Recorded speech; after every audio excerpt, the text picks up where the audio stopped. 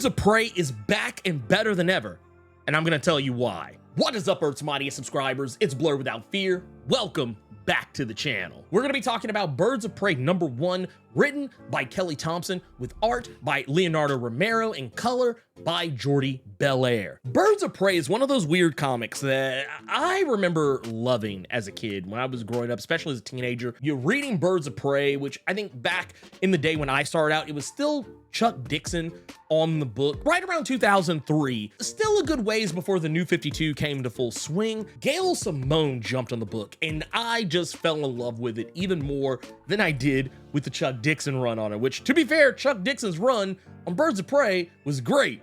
Gail Simone's, I think, might have been just that much better. There was a more authentic feel to Birds of Prey than I feel like there ever was before. And I feel like with this series that Kelly Thompson has just kicked off, and once again, we're only one issue in, but I feel like Kelly Thompson has a really good handle on what Birds of Prey should be and what it needs to be. That said, I also feel like she is not necessarily just, copying the Gail Simone formula, but I do feel like she's taken some of the best parts, or at least in terms of tone and vibe, from the Chuck Dixon run and the Gail Simone run, mixing them into a blender with our own personal stylings, and has made something that is just incredibly fun. Now, if you're asking yourself, well, okay, why are the Birds of Prey back now, and what is the whole purpose of this story? That Dinah Lance, aka Black Canary, has taken over as the leader of the Birds of Prey, at least this iteration of it, and that's not too terribly far outside the realm of possibility. Black Canary has been one of the stalwart leaders of the Birds of Prey since its inception. The reasoning behind all this is because a long-lost character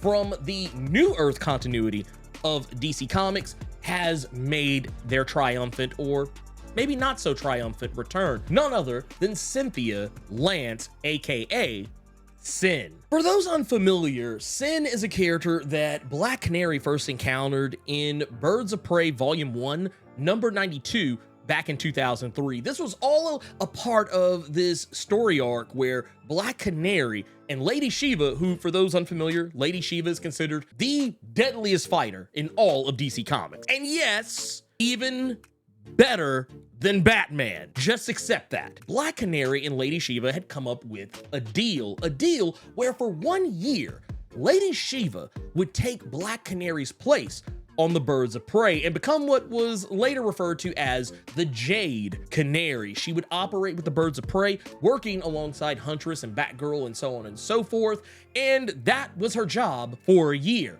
while Black Canary spent a year in an undisclosed location that was very likely somewhere around Asia, and she would be trained in the same way that Lady Shiva was trained. Hence why Black Canary is also recognized as one of the best fighters in all of DC Comics. During that time when Black Canary met Sin, Sin looked to Black Canary as though she was a form of sister. She even referred to her as sister more often than not. But during that time frame, Black Canary had adopted Sin and taken her away from that island and took her on as the daughter that she never had. And if you're wondering why Sin is so important in this story, it's not just the familial ties. Because one thing that Sin had going for her that I think a lot of people probably don't remember is that she is supposed to be a martial arts prodigy, someone who is intuitively and naturally gifted in martial arts despite being so young. She was literally in line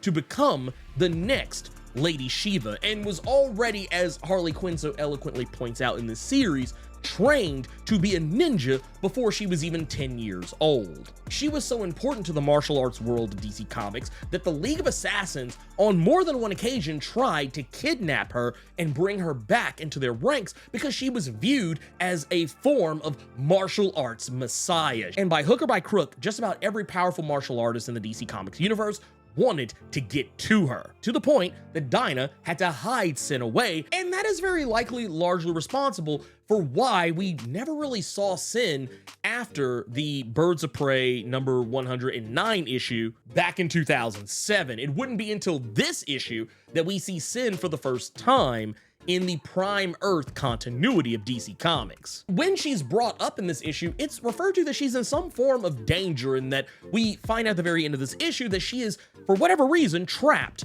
on Themyscira and is very likely going to be executed. This is where I think things get really interesting, because with the whole deal of Sin being on Themyscira, the big question comes up is, well, why? Why is she on Themyscira, and why is she going to be killed? And the idea here is probably because she may have been off the radar for probably the same reasons that another Green Arrow adjacent character had been off the radar for quite some time as well. And I don't know if DC Comics is going to the well twice on this one, but we recently, as of Joshua Williamson's Green Arrow Dawn of DC series, we saw that a long-lost character by the name of Leanne Harper had just recently returned. And this is a character who, for those who are unfamiliar, was the daughter of Roy Harper, also known as the Red Arrow, and Jade Wynn, also known as Cheshire. And that character I talked about in that issue. If you want to see more about it, go check out this video up here. But recently we learned that this character had just kind of been lost adrift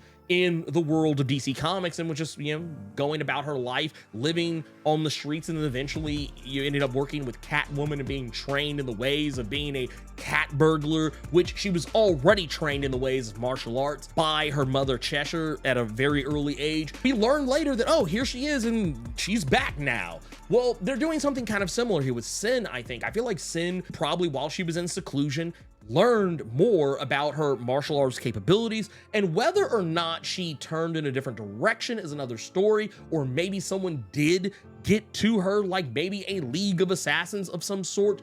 Or I would even dare say it's quite possible that Dinah maybe even sent her to Themyscira to be trained by Amazons, but that kind of goes against the whole, why are the Themyscirans trying to kill her now? And that may actually have more to do with something going on over on the Wonder Woman side of things that we just haven't seen yet. But for whatever reason, she is in danger, and the Birds of Prey have to come together in order to save her. And this is where we start getting into, like, all these amazing characters have been added to this series. While we definitely see the return of Batgirl Cassandra Cain, that one is really no major surprise whatsoever. Another character that probably shouldn't be too big of a surprise is the New God character, Big Barda. Big Barda is a character who was around during the later stages of Gail Simone's Birds of Prey series, and she hung around for a pretty decent amount of time shortly after the transition of Gail Simone being on the series to exiting the series. But Big Barda is back, and a lot of the reason why Big Barda and Batgirl are helping Dinah out with this is because they are familiar with Sin, and all Black Canary has to do is say, we're doing this for Sin. They're immediately going to drop everything they're doing and come help out. That actually happens with Big Barda in this, where Batgirl just kind of is like, yeah, duh, I'm in. But Big Barda is hesitant to join at first until Batgirl brings up that this is for Sin. And then you see Big Barda is immediately on board because she understands what Sin represents to Black Canary. Then when we get over to characters like Zana, formerly known as Zealot, some of you may remember this character from the Wildcat series, both the old 90s series leading all the way up into the aughts, as well as the current Wildcat series in DC Comics. Zana is actually in on this, not so much because she gives a shit about Sin, but more because she owes Black Canary a favor, and Black Canary is calling the favor in. Therefore, this is why Zealot is on the team. Now, Harley Quinn is another story, but when Batgirl is recounting one of her previous interactions with Harley Quinn, while she doesn't necessarily articulate anything out loud, she just says a handful of words. But what she's trying to show us is that Harley Quinn is unpredictable and that she is an amazing fighter. And while it kind of largely depends on who's writing Harley Quinn at the time, she can be a very altruistic character, and especially as of late has become a more heroic character over the last decade or so. So Harley Quinn is in for it, if for no other reason than to save Sin, but not because she's terribly familiar with Sin. She doesn't even really hardly know her. She just knows of her, and she thinks the idea of Sin is really cool, so she's there to help with that. She actually has no interest in hanging out with Black Canary. She's gonna do it just to help the kid. And then there's also another character added to this by the name of Meridian, formerly known as Maps, a character that, if you ever kept up with the New 52's Gotham Academy series, that is probably where you might remember her from. But Mia Mizoguchi is a character that I personally not terribly familiar with. I didn't really read a whole lot of Gotham Academy, but this is a version of the character who is from the future. And this is kind of why the whole group has come together, because Meridian has warned Dinah of what is going on, and therefore they have to go save her. And it's not even just because she's Dinah's adopted daughter or because she's a kid getting ready to be killed by Amazons. It's largely because whatever's going to happen, killing her is an event that could potentially bring about the end of the world. Now, these are all very hyperbolic ways to, kick off a story, but I have a feeling, just based on how Kelly Thompson typically writes her stories, I feel like this is going to be something where we're going to learn more as we go along, and eventually it'll be revealed that maybe not all is exactly how it seems. But that said, I'm really excited for this because, for one, I really like the look of this book. It has very old school, but yet at the same time, modernized feel to it. And I really love the cast of characters here. I think that this probably might be one of the better team lineups of Birds of Prey I've seen in quite some time. And I'm hoping that we do see some other characters pop up in this. There are references to other characters who have been tied to the Birds of Prey over the years. There's a point where we see Dinah open up a little note where she has a list of all the different characters that she wants to have on the team. And one of the first ones that's crossed out is Barbara, which is, Barbara Gordon, aka Batgirl, which I find really funny because that's kind of a sticking point of this, is that Barbara is not supposed to be told about anything that they're doing. So that means that they're having to keep secrets from Barbara Gordon Batgirl, which is going to make this even, more likely to drag Batgirl into this at some point. If not immediately, but definitely sometime down the road. We see characters like Vixen, as well as Huntress and Shiva, and even Catwoman Cheshire, Talia al Ghul. We also see the character Onyx brought up, and even at the bottom of the list,